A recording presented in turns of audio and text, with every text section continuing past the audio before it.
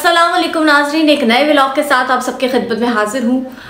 नाजरीन, हुआ कुछ यूँ कि आईनी तरामीम जिनका कहा जा रहा था कि वो पास होंगी ही नहीं, हो ही नहीं सकता, बिल आखिर वो भी पास हो गई हैं। तो जैसे कि कल के व्लॉग में मैंने कहा था कि एक सहाफ़ी ने मौलाना फजलुर रहमान से ये सवाल किया कि आपने जो ये मतलब एक खुशामद की थी पीटीआई वालों की, आपको कैसा लगा। तो इसमें वो काफ़ी ज़्यादा बरहम हो गए थे। अच्छा, जहाँ ये पीटीआई के कुछ लोग कह रहे हैं कि खुश आइंद है कि मौलाना की वजह से तरामीम जो थी ये मुमकिन हो सकती थी, वरना नहीं होनी थी।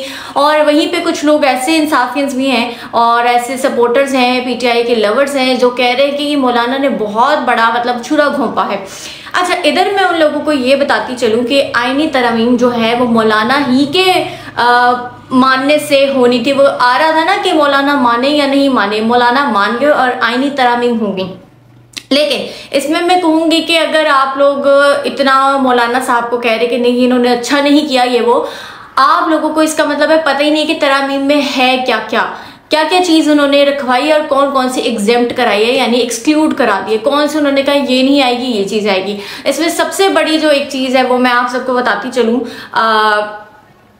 जो मौलाना साहब ने आईनी तरमीम जो पास कराई है उसमें से कुछ चीज़ें उन्होंने हज़फ करवाई हैं, निकलवाई हैं। और उसमें से एक सबसे बड़ी चीज़ जो मतलब इतना मुअम्मा बना था कि क्या होने जा रहा है क्या नहीं होने जा रहा है, वो थी काजी फाइज ईसा की एक्सटेंशन। वो होगी या नहीं होगी? अगर होती तो मज़ीद अगले 3 से 4 साल मेरे ख्याल से वो हम पर मतलब वो सीजेपी ऑफ पाकिस्तान होते, मतलब चीफ जस्टिस ऑफ पाकिस्तान होते, सीजेपी पे बरकरार रहते हो अपने ओहदे पर, ठीक है।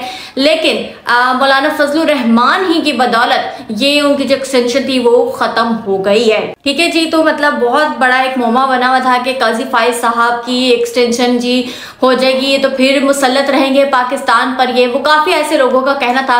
बट अब ऐसा नहीं है। अब मेरे ख्याल से सिर्फ 48 घंटों का वक्त है काजी साहब के पास और उसके बाद वो पता नहीं क्या करेंगे। रिटायर तो हो गए ऑब्वियसली, वो सिर्फ 48 घंटों का टाइम है। उसके बाद अब कौन नए चीफ जस्टिस आते हैं कौन नहीं, वो एक अलग चीज़ है।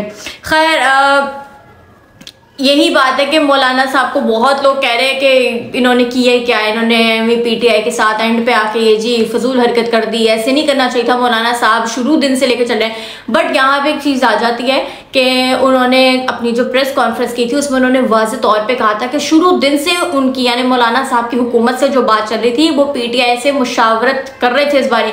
मतलब पीटीआई के इल्म में था कि हुकूमत से मौलाना साहब की क्या क्या बातें हो रही है, क्या डिमांड्स रखी जा रही है, क्या कुछ, ये सारा कुछ पीटीआई वालों को डे 1 से ही पता था, ऐसा मौलाना साहब ने कहा है, ठीक है। लेकिन अब मजे की बात यही कि काजी साहब की एक्सटेंशन जो है वो जो लग रहा था सबको कि वो तो आगे प्रोसीड करेगी, बट अब सिर्फ काजी साहब के पास 48 घंटे तकरीबन रह गए हैं। और अब अगले चीफ जस्टिस कौन आएंगे इस बात का तयन अब कौन करेगा? आप करेंगे, मैं करूंगी? बिल्कुल भी नहीं। ये करेगी जी 12 रुकनी कमेटी है।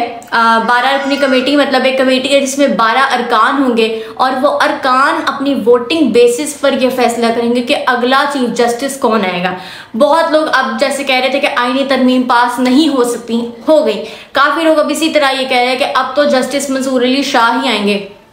हो सकता है कि वही आए, ये एक खुश आइंद गेस्चर होगा, एक अच्छी बात होगी कि अगर वो आ जाएं। और पीटीआई वालों के लिए तो बहुत बड़ी खुशखबरी होगी अगर वो आ जाएं, ठीक है। तो मतलब फिर तो लग रहा है कि जी चारों शान चित हो जाएंगे अगर मंसूर अली शाह साहब सीजेपी आ गए बतौर। लेकिन अब हो सकता है कि वो भी ना आए। अब तो ये 12 रुकनी कमेटी जो तश्कील दी गई है इसमें जो लोग हैं वो भी आपको आगे चल के बताती हूँ। तो अब ये लोगों की वोटिंग पर ही है। अच्छा, इसमें यह है कि 4 लोग इसमें से पीटीआई के हैं, 4 लोग इसमें से पीपल्स पार्टी के हैं, 4 लोग इसमें से जी नून लीग के, और मतलब एक एक करके और भी बकाया पार्टीज के करके कुल मिला के जी 12 लोग बना दिए। अब 12 लोग वोट कास्ट करेंगे कि हमें हमारी मर्जी का चीफ जस्टिस। तो इसमें 4 तो पीटीआई के आप लोग साइडलाइन कर दें, क्योंकि 12 होंगे तो कम से कम 7 का तो माना जाएगा ना कि ये लोग जो कह रहे हैं वो बिल्कुल ठीक कह रहे हैं। तो इसमें पीटीआई वालों को तो वैसे तो शिरकत ही नहीं करनी चाहिए थी। उन्होंने तो अपने बानी पीटीआई से पूछना चाहिए था कि उनका इस बारे में क्या कहना है। इमरान खान साहब उन्हें अलाउ करते हैं कि वो इस वोटिंग जो कमेटी है इसमें ये लोग बैठे हैं और सारा कुछ, मगर इन्होंने अभी तक उनसे तो मुशावरत नहीं की है। इमरान खान साहब का इस हवाले से कोई बयान तो मंजर आम पर नहीं आया है, ना सहाफ़ियों से उनकी कोई गुफ्तगू हो सकी, कुछ भी नहीं हो रहा। जाहिर है उनसे मिलने पर भी पाबंदी है। तो जो जितनी पीटीआई लीडरशिप है, जितनी क़यादत है, इन्होंने दोबारा खान साहब से मुशावरत या मिलने अडयाला जाने की भी कोई दरख्वास्त कुछ इस तरह का नहीं किया है। कोई मंजर-ए-आम पे बात नहीं है कि इन्होंने कहा हो कि हम दोबारा उनसे मिलना चाहते हैं, उनसे मुशावरत करेंगे। अब आईनी तरमीम तो पास हो गई, तो खान साहब अगला लाए अमल क्या है वो हमें बताएं। ऐसा कुछ हमें सुनने में नहीं मिल रहा, कहीं से सरगोशी कान में नहीं हो रही कि इस तरह के भी कोई हालात हैं। खैर, बात आते हैं वो 12 रुकनी कमेटी पर, जिसमें जो लिस्ट है वो आप लोगों के साथ में शेयर करती हूँ कि असल में कौन कौन लोग हैं और किस किस पार्टी से हैं। तो चीफ जस्टिस ऑफ पाकिस्तान कौन बनेगा, खुसूसी पार्लिमानी कमेटी कल फैसला करेगी।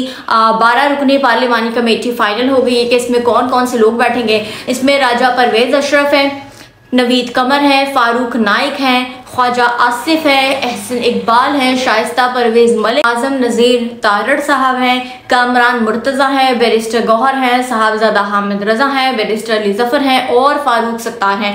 तो जी 12 रुकनी पार्लिमानी कमेटी जो फाइनल होगी उसमें जो नाम है, इसमें से 3 लोग तो सिर्फ पीटीआई के हैं, बैरिस्टर गौहर, बैरिस्टर अली जफर और साहबजादा हामिद रजा। बकाया जो है वो कुछ नून लीग से वाबस्ता हैं और कुछ पीपल्स पार्टी से, और बकाया कोई एक MQM से और सो ऑन। ठीक है, तो आप लोग खुद अंदाजा कर लें कि फिर वोट किस तरफ का ज्यादा भारी पड़ेगा। तो इसमें तो ये पीटीआई के जो 3-4 ये लोग हैं, इनको तो जरूरत ही नहीं थी इसमें शामिल होने की। मतलब तो छिलका लपेटने वाली बात है कि आम कोई खा रहा है और वो छिलका तो हम अपने मुंह पे लपेट हैं, और इन लोगों को बानी पीटीआई से लाजिम मुशावरत करनी चाहिए थी। खैर, अब देखना ये है कि अब कौन नया चीफ जस्टिस ऑफ पाकिस्तान आता है, क्योंकि काजी साहब के तो सिर्फ और सिर्फ 48 घंटे रह गए हैं। ठीक है, अब जो लोग उनको नापसंद करते थे या जिनको था कि उन्हें एक्सटेंशन नहीं मिलनी चाहिए, उन्होंने अपना दौर जो था वो गुजार या बिता लिया, किसी नए जज की बारी आनी चाहिए, उनकी तो खुशी दीदनी होगी 48 घंटों बाद, बल्कि अभी भी जोशो खरोश होगा उन लोगों में बतौर मतलब ज्यादा तौर पर पीटीआई के लोगों में कि वो तो बड़े खुश हो रहेंगे। मगर अब अगला जो चीफ जस्टिस है वो पीटीआई के पसंद का आता है, यानी कि जस्टिस मंसूर अली शाह या कोई और आता है, क्योंकि ये 12 रुकनी कमेटी जो तश्कील दी है ये बड़े अचंभे की बात है। इसमें जो मतलब 3 लोग अभी आप लोगों को मैंने नाम बताया, बैरिस्टर गौहर के, बैरिस्टर अली जफर के और साहबजादा हामिद रजा, तो इन 3 के भी वोट की क्या ही मतलब आप लोग खुद ही लगा लें हिसाब की क्या हैसियत होगी। बकाया जो लोग हैं वो जाहिर है एक गठजोड़ बना हुआ है सारा कुछ। ठीक है, उनमें फॉरवर्ड ब्लॉकेज आज तक मुझे देखने को नहीं मिला।